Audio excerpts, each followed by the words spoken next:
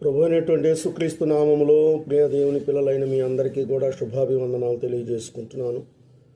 మన దినచర్యలోను, మన బ్రతుకుతున్న విధానాల్లోనూ, మన యొక్క బ్రతుకు పోరాటంలోనూ వీటన్నిటిని కూడా మనం ఒక్కసారి దగ్గరికి తెచ్చుకొని చూసినట్లయితే మన జీవన గమనం, మన జీవన విధానం, మన జీవన పోరాటం ఎలా సాగుతుంది, మనం భక్తులమా, భక్తితో నింపబడినటువంటి బిడ్డలమా, భక్తిని అడ్డం పెట్టుకుని బ్రతుకుతున్న వారమా, ఈ యొక్క విషయాల ముందు మనం గుర్తుపెట్టుకోవాలి.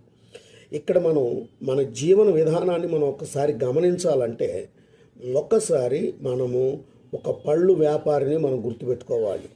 అతడు ఒక బండి మీద ఒక వ్యాపారం చేయటానికి కొన్ని పళ్ళు కొనుక్కొచ్చుకొని తన యొక్క కుటుంబాన్ని పోషించుకోవటానికి, లేకపోతే తను బ్రతకడానికి ఆ పళ్ళను అమ్ముకుంటూ ఉంటాడు.